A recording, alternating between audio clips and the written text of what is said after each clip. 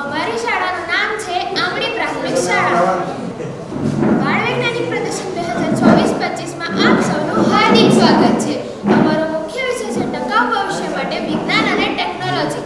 વિભાગ 3 પ્રાકૃતિક ખેતી નેચરલ ફાર્મિંગ. અમારી કૃતિનું નામ છે બેક ટુ નેચર પ્રાકૃતિક ખેતી અપનાવી. ભારત દેશમાં ગ્રામ્ય અર્થવ્યવસ્થાનો મુખ્ય આધાર ખેતી છે અને ખેડૂતોની મુખ્ય આવકનું સાધન ખેતી છે. હરિત ક્રાંતિના સમયે વધતી જતી જનસંખ્યાના કારણે ખેતીની આવક અને ખેત ઉત્પાદન વધારવા માટે મોટી માત્રામાં રાસાયણિક ખાતરો અને કીટકનાશકોનો ઉપયોગ થવા લાગ્યો, જેના લીધે હવા, પાણી અને જમીન પ્રદૂષિત થવા લાગી. સાથે સાથે ખેત ઉત્પાદન પણ ઝેરયુક્ત થવા લાગ્યું. આ બધી જ સમસ્યાઓમાંથી મુક્ત થવા માટે પ્રાકૃતિક ખેતીની પહેલ કરવામાં આવી. પ્રાકૃતિક ખેતીમાં રાસાયણિક ખાતર અને કીટકનાશકોનો ઉપયોગ થતો નથી. તેની જગ્યાએ ગાયનું છાણ, ગૌમૂત્ર, કમ્પોસ્ટ ખાતર, પાકના અવશેષો વગેરેનો ઉપયોગ કરવામાં આવે છે. અહીં અમે દેશી ગાય આધારિત પ્રાકૃતિક ખેતીનું મોડેલ રજૂ કર્યું છે. પ્રાકૃતિક ખેતી એ દેશી ગાય પર આધારિત છે.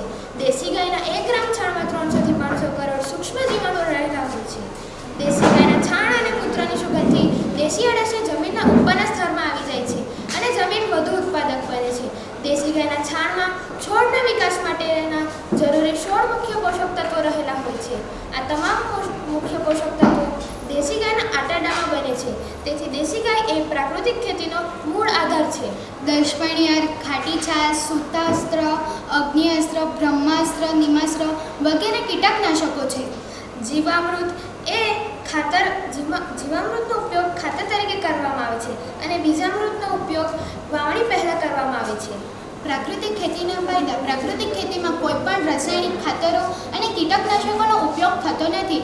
તેથી હવા, પાણી અને જમીન પ્રદૂષિત થતી નથી.